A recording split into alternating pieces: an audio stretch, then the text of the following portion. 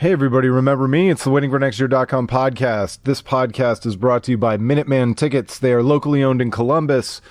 They are real actual people who will handle all your ticket needs. That means you can check out their ticket offerings on the website. They have all the cool ways you can search and find the stuff you're looking for. But then if you want to save yourself on the fees and add to the convenience and professionalism factor, pick up the phone and dial 614-943-3000. That's 614-943-3000. And Minuteman Tickets will hook you up with whatever tickets you're looking for. Jeff Nomina, how's it going, sir? It's going well. You made it sound like remember me at the beginning. I'm feeling kind of the same way. It's been a while since I've been in front of a mic, so it's good to be back. Yeah, it is good to be back. And that's exactly where we're going to start. The Cavaliers being back in the NBA Finals. I'm not even sure I feel that great about it. Yeah, it's an odd feeling, right? It's always fun. Like that after beating Boston, that whole next day, especially online and on Twitter, and getting the jokes off, and watching everybody be mad about it. That was fun. It's always fun. I mean, the games are fun, but the task at hand is certainly pretty frightening. How sick were you of the victory laps that Bill Simmons was doing after the first two games of the series? It's just incredible. I almost feel bad for Boston fans because how could he not know better? Yeah, it's incredible. He's watched LeBron's entire career, and you feel like it's like Lucy with the football every single time with him. He just he sets himself up for LeBron to make him look dumb, and then he looks dumb every single time. I don't think he even regrets it at this point. I think it's just part of his thing, and he's been wrong before, and everybody's been wrong before, and he can't wait to take whatever opportunity to speculate where LeBron's going to go next and wash, rinse, repeat. And, age is undefeated. Some year, Bill Simmons is going to be right. It might not be until 2020, but, he's going to be right some point that LeBron's going to fall off. And so I guess he can bank on that sooner or later he'll be right. But when he was right, I think he was right that LeBron was going to leave the first time, but I don't think anybody knew it was going to be Miami. Yeah, there's a lot of revisionist history of people. Everybody said New York back then. Everybody was saying New York or one of those teams. Chicago. Yeah. And yeah, the Heat definitely came out of left field. Even the people who is it? I think is it Sheridan Sports, who always claims to have known that. You wonder how many of these guys just got lucky on those kind of things because it didn't leak to anybody. Right. Well, and we don't have to talk about it too much, but I feel the same way about LeBron. If he were to leave right now, I think he's probably got some possible destinations, but things have to work out and people have to be willing to make deals and different things will have to happen. There's no perfect team with all the salary cap space all lined up that he's just going to walk through the front door. None of those situations exist. And depending on what you think about when he went to Miami or when he came back to Cleveland and whether that was premeditated, but he definitely lets free agency happen. He lets trades happen, and he just kind of sits there and lets people make their move, and then he kind of goes. So, we don't know now, and he probably doesn't know now. I think that's probably true. He probably is going to sit back. Cavs are going to make some moves. Other teams are going to make moves. Teams are going to clear space, and then he'll say, okay, I guess I can come in and make my decision now. Well, and what's clear about Miami is that despite all the narratives and even my own personal desire to paint him as a follower, none of that stuff happens without LeBron kind of leading the way and being his willingness is what leads, and he's the market maker.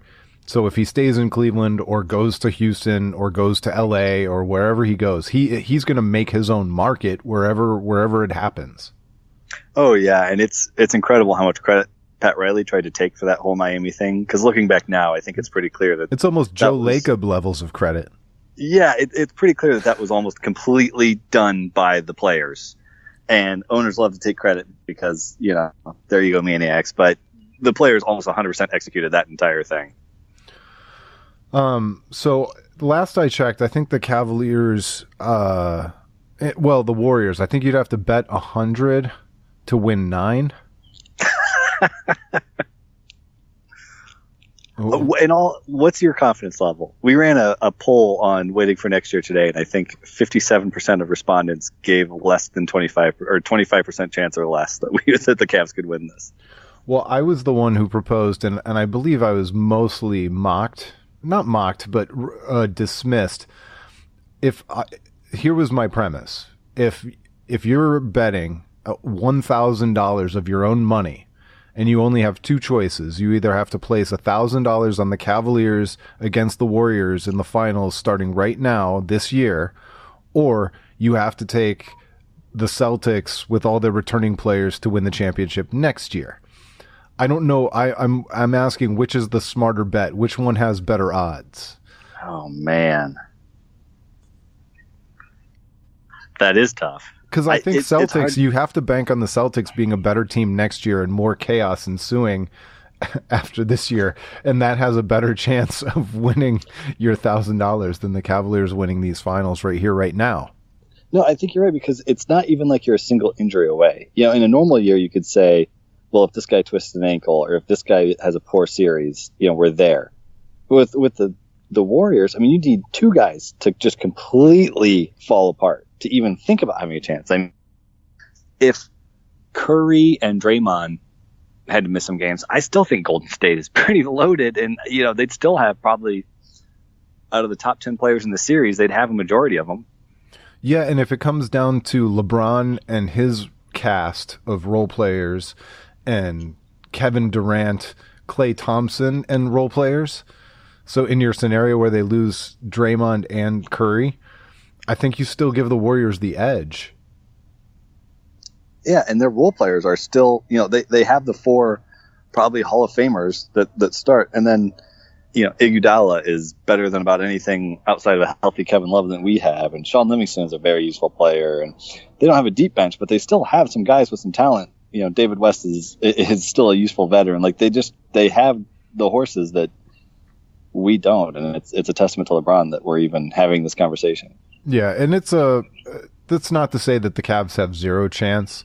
Anything's possible. LeBron is still probably the most valuable player in the series, and I think that any team can get cold. Any team can lose confidence. I mean, nobody would have everybody expected Houston to lose to Golden State, but nobody would have expected them to miss 27 threes in a row in Game 7.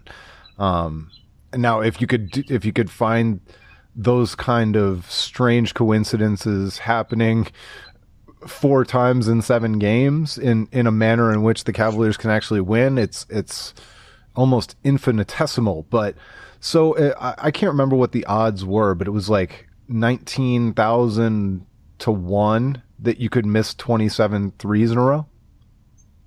That was one of the most incredible things I've ever watched in my life. And they were wide open. These weren't like they weren't desperation heaves that they were just trying to come back in the game. I mean, this was their offense. They were getting open looks I mean, if they just shoot 20%, that they win that game, right? Yes. Oh, by the way, I looked it up. Somebody figured it out. 27 straight, assuming a 36.2% three-point shooting team, missing 27 straight during a stretch of 42 attempted three-pointers is approximately 11,600 to 1. Oh my God. I mean, so those are the kinds of that's the kind of those are the kinds of odds that benefited the Warriors in winning Game 7. And it's funny because if we're, you know, being honest, the Celtics had a pretty awful shooting night too. You can make an argument that both finals teams are really here because the other team had an awful shooting night in their Game 7. Now the Cavs also had an awful shooting night. So Game 1, the Cavaliers dropping Game 1 against the Celtics was also one of those crazy nights. Oh yeah, for sure. But just even in Game 7, you know, the Celtics were certainly off, but the Cavs weren't much better, so the disparity wasn't nearly as large as what we saw with Golden State last night. But yeah, there's a path, and you know, maybe you get a weird 2009 Orlando Magic series where Michael Petrus and Rashard Lewis and Hedo Turkoglu are you know, hitting 50-60% of all of their threes, and just the entire team gets hot at the right time. And I mean, we just kind of did that against Toronto. So yeah, maybe something weird happens, but it's hard to see the Cavs take in these things that we're trying to come up with, where the Cavs win. It's still that's how they get to 2 wins in this series to me. So if you're going to roll the dice and you're going to throw caution to the wind and try and figure out the way that the Cavaliers could beat the Warriors, like, which guys that we haven't seen yet do you end up playing? Is this the moment where they finally do let Jetty get out there? And I don't think Jetty is like the next coming of Kevin Durant or anything like that. But the fact is, like, dude is taller, has energy, should be able to shoot, and brings a little bit of something different to the table in terms of athleticism and court coverage and energy. I said energy twice, but than anybody else that the Cavaliers have played. Or does Ty Lue just kind of double down on, well, these are the 5 guys who've been there, so I'm going to go with these 7 guys? I think that's what Ty is going to do. But I do think that the Jetty thing is interesting because the arguments about Jetty that you get from both sides are kind of annoying, where one side says, put in Jetty, he's going to do this, he's going to do this. And the other side says, you really think Jetty Osman's going to change the course of a series? You know, that he's going to be the reason? And it's no, but you're telling me he's going to play worse than Jordan Clarkson has? You know, it's all about finding little incremental ways to get better. And it's hard to argue that he would be worse than what Jordan Clarkson has given the team. But yeah, you need somebody like him to step up. I mean, it's going to sound crazy, but I wouldn't be against going back to Rodney Hood just to see what he had. He's a guy who can score, who can shoot, and who's tall. And yes, he's never put all those things together at the same time to be a good defender and efficient and all of that. But your other options just don't really exist all that much. So you might have to explore some of those guys a little bit.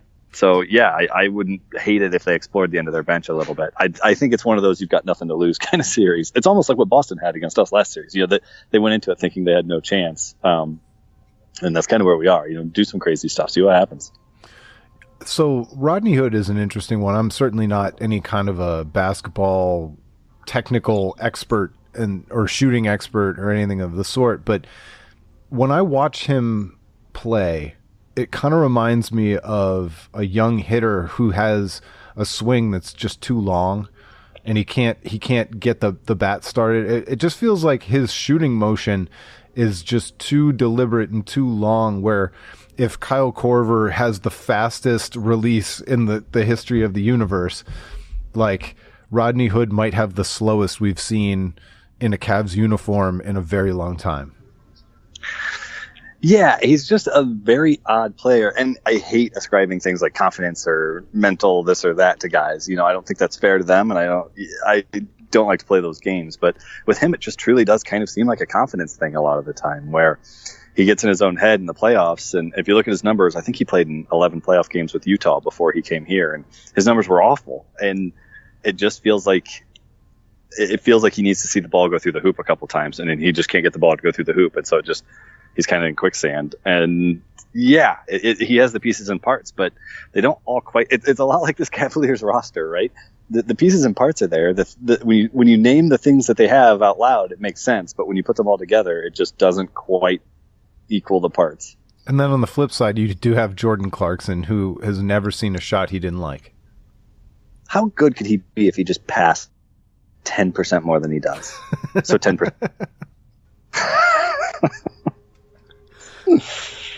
I just don't understand how. Yeah, I remember Tristan Thompson when he first got in the league just never passed. You know, he would pull down a rebound and then get blocked 5 times, and we all got so mad. And he's like kind of developed into this, like, I can pull down a rebound and I can see what the defense is doing and find the guy who's on the perimeter who's open. And like, if Tristan Thompson can do it in that heap of bodies under the hoop, like, Jordan Clarkson should be able to do it going to the hoop. It's mind blowing to me that he just can never ever pass. Or when he does pass, it's like the hand off to a guy in traffic who wasn't looking for it, so he bobbles it pass. Yeah. And I think you're right. And Jordan Clarkson is another one that I think, and people are going to mock me for this, and that's fine, but I think that he has potential. I think he can get better. I don't think he's reached his maximum ability as a basketball player. It's going to come down to between the ears in a lot of it, and I think that's what you're talking about. You know, the willingness to pass the ball, the willingness to make the smart play instead of not selfish. I don't. Go ahead. I'm sorry. Oh, sorry. I think it's funny that we constantly have harped on, you know, Cavaliers teams to get young and to get youth, and, you know, their window is shutting because they're so old, and why do they keep going and getting veterans? But now we're seeing that when you have guys like Clarkson and Nance and Hood, and you're putting them in these high pressure playoff moments playing next to LeBron James, you know, Clarkson looked good in the regular season. He was draining shots and playing pretty well. Hood was pretty good. If you go look at his regular season numbers after the trade, he wasn't a bad little player. And, you know, Nance looked like an elite level role player. He looked like 2016 Tristan Thompson at first, and then we hit the playoffs, and injuries have certainly played into this. But all of a sudden, all those guys just don't look like they did then, and I think we're seeing why teams don't go with youth around LeBron.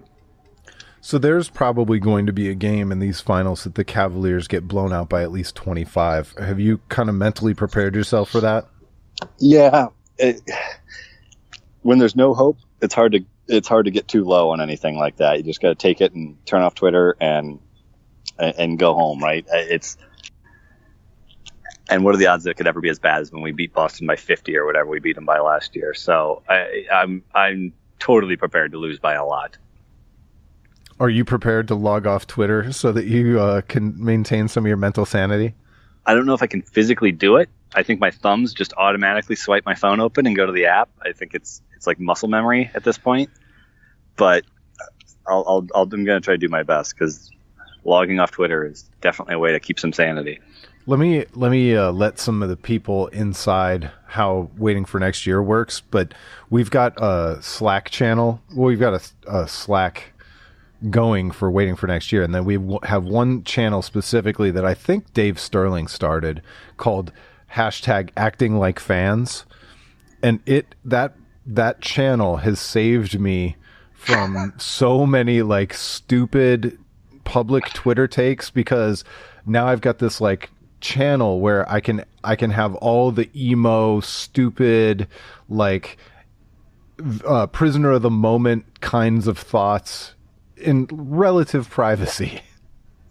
It's funny, yeah, having an outlet like that channel, or I don't know about you, I will write tweets and delete them fairly often, and like it feels good. It's like I needed to get that out, but now I can delete it, and that doesn't never need to see the light of day. And it's amazing how often that saves me. Which is funny on a day like today. Not even Roseanne. Roseanne got her show canceled based on some tweets that seemed like at best really off-color comedic type stuff, and at worst just pure racism.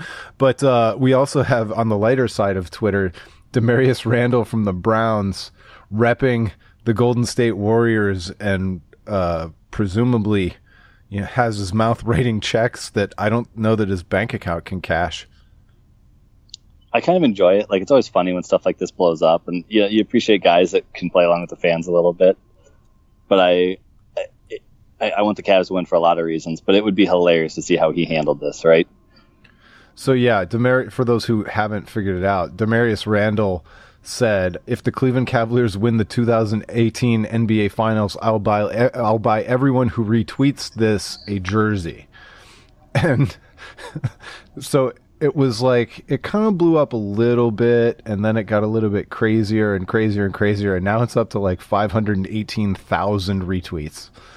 So it could never possibly happen, but it's funny. It was, I kind of defended him on Waiting for Next Year when the tweet came out, because like I don't expect any of these guys to rep the local team if they grew up loving the Warriors or the Bulls or anybody else.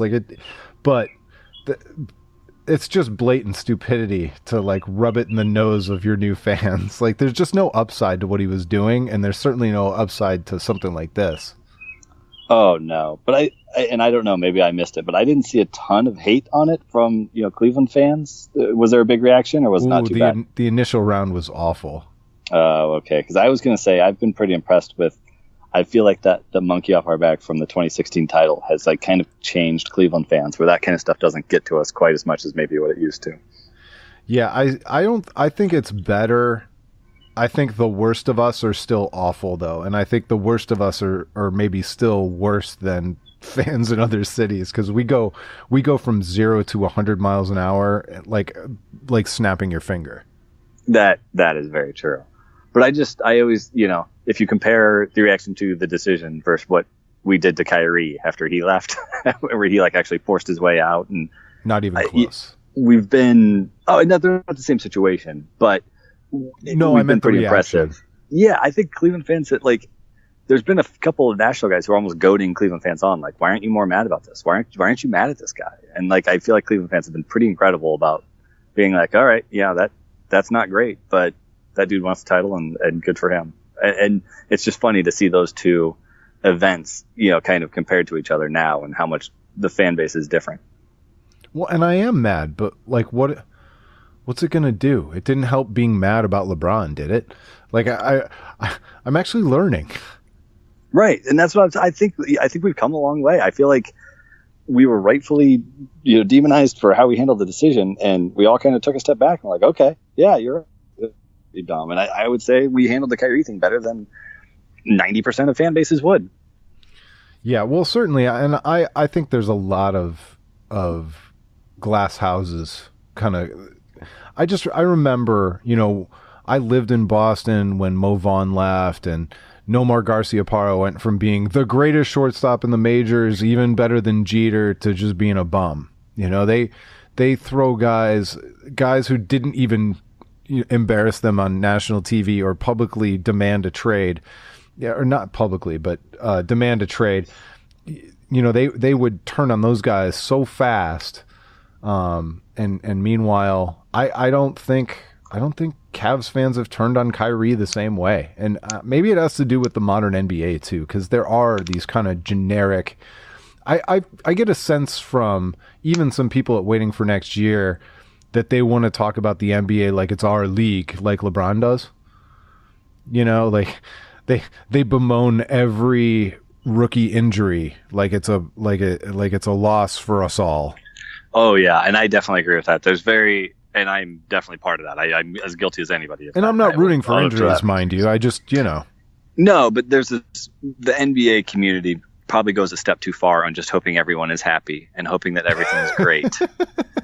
Right? Like if you bring up free agency on anybody, it's, he doesn't have the right to do this. Well, no, clearly he does. But like, I'm a fan. I just want to react to stuff now and then. And yeah, the NBA community goes a step too far in that, where it's just, at some point you can't expect fans of sports teams to just cheer for like personal happiness for every player in the NBA. Meanwhile, NFL fans are like, shut up and run your head into the line. I know. It is really interesting to look at the difference. And it's pretty much the same sports fans. Yeah. Oh yeah. But they treat each sport and the athletes in each sport differently.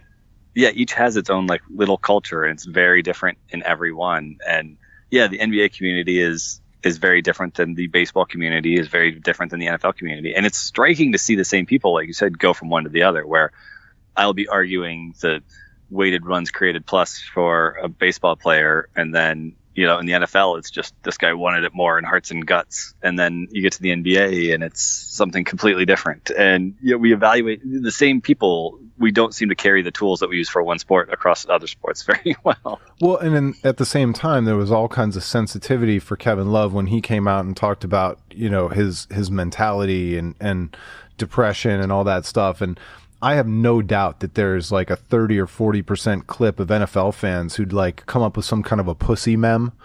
Oh yeah, meme. If Kevin Love played in the NFL, it would be totally different. Oh, 100%. And he might be without a team. Somebody might just not sign him. Oh, and I definitely agree with that. And in the NFL, they get away with that much easier. And I think it kind of comes too from the power of the player. In the NFL, the players just don't have any real power. How they don't have guaranteed contracts still blows my mind. I just don't understand how they failed so miserably at that. But they do have guaranteed contracts. But I mean, the full contracts. I want so bad for some player to just sign a 300-year, $4 billion contract that's like 2 years, $15 million guaranteed. Like let's just take this as extreme as we can possibly take it. Because they're a joke. These contracts mean nothing. Even now, like for a while, it was like, okay, well, if he hits all the escalators, but even for a while, he has a contract the size of the GDP of Mexico. He's his own country. But for a while, it was like, all right, well, the contract numbers are fake, but the guaranteed is real. But now even the guaranteed numbers aren't even real. Like you have to, like in the NFL, to break down a contract, you have to be like the smartest guy in the room at all times. And for the NBA to break down the salary cap, you have to be a lawyer half the time. And it's crazy how being a sports fan has gotten so complicated. Maybe it's always been like this, but I don't remember it being like this. It's the things that we know now about these leagues. It's like we really need to be replacing that space in our brain with something really more useful. Yeah, at Spotrac now, Spotrac, whatever it is, the professional salary database website, they've got years, dollars, average, guaranteed at signing, practical guarantees, dead weight, cap hit, like all that stuff. And it's just but the practical guarantees is what cracks me up, because NFL teams started building in workout bonuses and roster bonuses. And are they guaranteed? No, like if you get your leg amputated, it's not guaranteed, but short of that, it's a practical guarantee. It's just incredible. And like, why do we need to know that? Like, it almost takes away from it as a sports fan, where it's kind of like, this is supposed to just be this hobby where I kind of drink a couple beers and watch a game. But like, instead I'm on the internet for 4 hours to understand one nuance of a contract so I can win a point on Twitter against some guy who's arguing with me.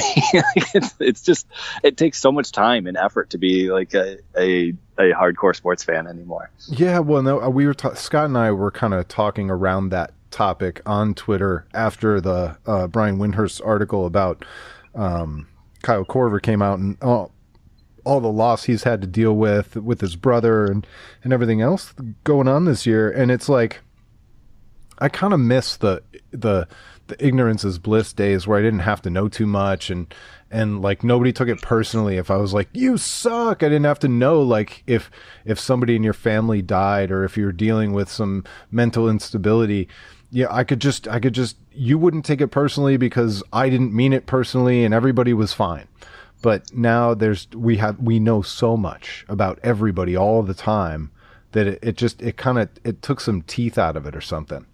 Yeah, and it's good and bad. The good is that we know way more about these guys, and there are a lot of these guys are worth knowing more about. And they're really fun and great, and it's really cool to see what they're doing. I mean, LeBron's not to make this whole thing about LeBron, but living in Cleveland, that's what's going on. But knowing more about LeBron is great. He's doing a lot of amazing things, and it's wonderful to know about those things. But yeah, sometimes you just want to yell at your TV, and you want to just not like a guy because you don't like him. Or because he plays for the Steelers. Yeah, but like even your own team, don't you just sometimes you want to like a guy? Like, don't you want to have a favorite player and not know that he did something awful in the past, because then you have to like have your moral compass figure out whether you can like a sports guy because he did something a long time ago, or even if he did something recently. We didn't used to know that. It didn't used to be part of the decision whether we'd like to watch that guy play a sport or not. And it's so bad that like when we've not last year but the year before, when we visited Cleveland Browns Stadium, I didn't take pictures of my kids in front of the Jim Brown statue because it's something I think about. Like I revere Jim Brown because he was my dad's favorite player. And my dad talked about him when I was a kid, and he was like the greatest football player of all time to my dad. But now if you bring up Jim Brown, somebody is going to bring up the fact that he got in trouble for this, that, the other thing. He gets defined by the worst things he ever did and not the best things he ever did. And I don't have the power as an individual to change that. And so I think twice before taking pictures of my kids in front of the statue now. And I don't know what that says about me. I don't know what that says about Jim Brown. I'm not sure what it says about the culture we live in today, but it says something. Yeah. And, it probably does go back to... Am I just being a baby, by the way? Am I going to get made fun of when this podcast comes out? I just always assume I'm going to get made fun of. So, it's one of those things you're going to have to weigh. But it's also... and obviously I'm not scared because I cracked a mic, But it's also one of those things where, we started building these guys statues. We turned them into these bigger than life things before we knew about all this other stuff they were doing. So, we turned Jim Brown into a guy who has a statue in front of a stadium and he's a hero. And, maybe we should have left it as they're just the sports guys on that side of things too. We want to romanticize these guys, but I guess if you're going to do that, then we need to know the other side of it too. Yeah, I don't know. It's too much for me sometimes to it's hit music this year with one of my favorite bands, Brand New. It's hit Netflix TV with Kevin Spacey. I don't know that I have the time to like be judge and jury, pop culture judge and jury for every phase of my life, including sports now too. It's too much. We expect too much of each other, and I don't know. It's just really hard. Oh, and not to mention Louis C.K. And I'm not saying that these people shouldn't have gone down or whatever. I'm just saying, like, it's impossible to just take in sports or art or anything because we know so damn much now. Oh, exactly. And it's exhausting because you clearly don't like these people for the things that they're doing. Like, you like very clearly the art that they're creating. Yes. And so when you start lumping all that other stuff in, not that this shouldn't be, and not that we shouldn't know those things, but it makes it hard because you don't want to have to feel bad for something that you obviously didn't care about. You didn't care. You weren't a fan of Louis C.K. saying he's a perfect person. You were a fan of because he told funny jokes, and now you're forced to kind of confront that. Like, well, is it okay to think that's funny? And it's not less funny now. It's just you know more about this guy, and he's not a good dude, and it's just hard to navigate that. My daughter is 5 and obsessed with Michael Jackson. And it's like this weird thing where, like, for her birthday, all she wanted was a Michael Jackson shirt. And when I tell people that, they're kind of like, ooh, you really want her wearing that? And it's like, I understand your point. You're not wrong. But I don't know. She's 5, and she thinks his songs are fun to dance to. I don't know how I'm supposed to navigate this. See, and I guess I wouldn't have any problem with that. That one makes sense to me. But, like, just at bedtime tonight, I don't read to my older son because he reads to himself, but I can't remember what we'd been talking about. We've been talking about Queen, which led us to talking about Bohemian Rhapsody, which led me to show him the scene from Wayne's World where they're in the car, which led me to tell him about Saturday Night Live. And so I showed him Samurai Delicatessen. And it's like, do I now have to so John Belushi was a drug addict and he died of an overdose. Like, is Samurai Delicatessen okay? If John Belushi lived today, would I be allowed to show his stuff now, or would we judge him harshly? You know, is Kurt Cobain safe because he died? Like, I don't know. It's very weird. It's hard to figure these things out. Oh, for sure. And it's funny, David Zavak, the former Fear the Side sword rider, now athletic rider, he and I are good buddies, and we have this funny shtick that every time like something bad happens in the sports world, or just things are negative, or you're just in a loop of a story you don't want to be a part of, we always start trying to come up with other hobbies. Like, what are safe hobbies that we could get into that like just don't break your heart and you don't have to worry about these kind of things? Like, do I just need to get into puzzles? Is that what I'm going to do now? Like, what is a safe thing that I can do that I just don't have to use my brain? I don't have to like be morally aligned with exactly everything about this hobby. And we always joke about, just what are the safe things? What are things that we can do? This was mostly during the Anthony Bennett era when it looks like we needed a new hobby. But we always laugh. I have lots of friends who like Legos.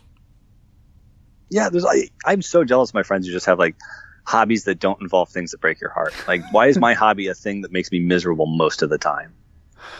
Yeah, well, and if your hobbies include you competing personally, there's always a chance that it's going to make you miserable too. The further you get along you get into it, and I don't know. It's hard. I might be to the point where my own personal failure is less dramatic to me than watching some other person fail that I'm just cheering for no reason. Oh, that's absolutely true. I can deal with it because I have control over my own failures. But there's like a victimization that comes along with watching somebody else failure that you have a vested interest in. Yeah, it brings like you have this like existential like why am I here and why am I caring about this? But you can't stop. Like you can understand how stupid it is, but you can't stop. It's funny too because the formative things in my sports life at this point, other than the Cavaliers championship, which is the one like truly positive one, are the decision and the Browns going 0-16 now. So it's like in a lot of I think there's joy for me to have, but I don't think it can ever live up to the level of joy. Like, again, this is another case where I know too much. Like, you can't hurt me because I've already been through like a couple of the worst sports things you could ever possibly go through. And I don't know if that kind of mutes the highs as well.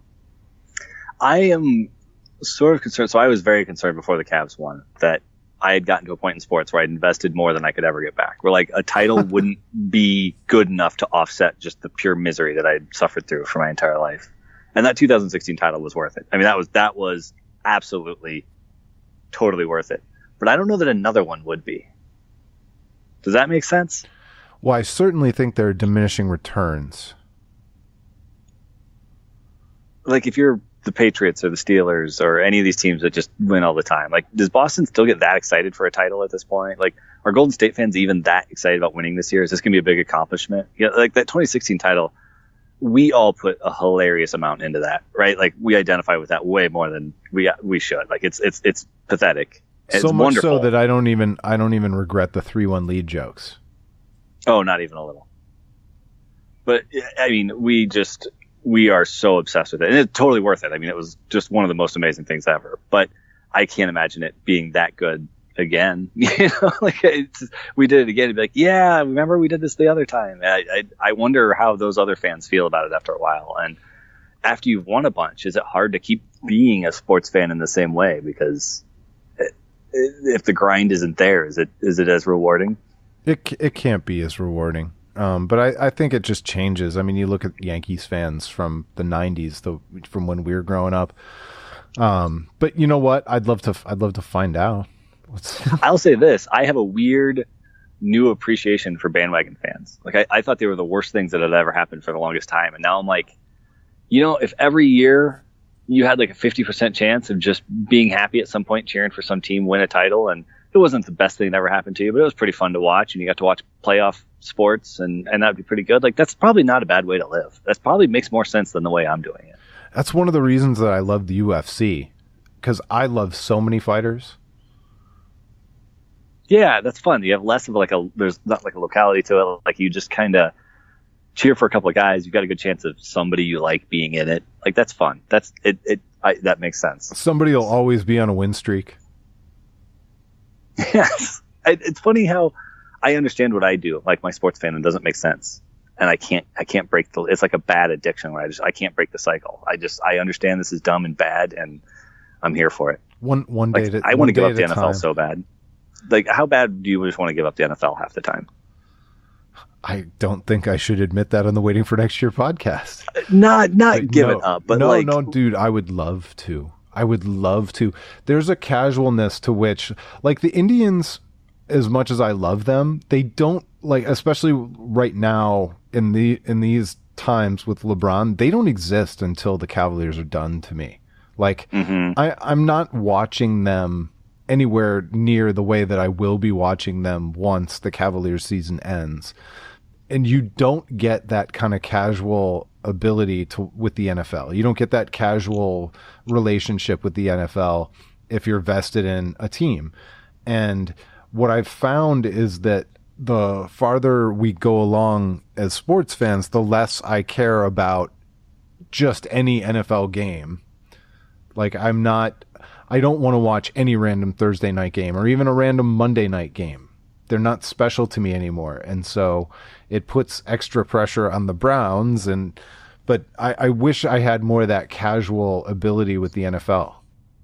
You know, that's a good point, because I find myself getting angrier and angrier about following the NFL, but I don't follow my team less. I definitely just follow the sport way less. I mean, I don't spend my entire Sunday watching it. I don't plan my Monday nights around it at all. No. I'll watch my team, but I'm not going to go out of my way to watch any other. And a lot of it's just the product is not great at this point, but so it's probably on the same trend as baseball, because we used to watch Sunday night baseball every week, like when I was in college and stuff.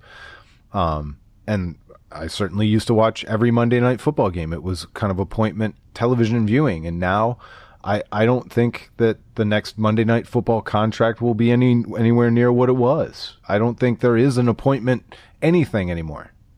No, and they've had bad luck where it's been a lot of bad games. And the NFL's just so random, and the injuries take so much that, you know, these matchups it's hard to get big, fun, exciting matchups anymore. But even regardless of that, don't you think it would be kind of on its way down, like Sunday night baseball was? Sure. Oh yeah, for sure. And it's interesting because I don't necessarily, people want to attribute it to concussions or to the protests, and I think a lot of it's just people's interest is waning in the sport in general. Like I don't know that there's this specific thing. I think a lot of those things are, we kind of project onto them, but I think it's just people are just less interested in the sport, it seems like, lately. And that's not to say that it's a bad sport. I'm not trying to knock the NFL. I still watch every week. I love following my team, but it just seems like the overall interest in the sport as a whole has gone down. Well, and it's almost impossible for that not to be the case. I mean, you've got Twitch, you've got YouTube, you've got Netflix.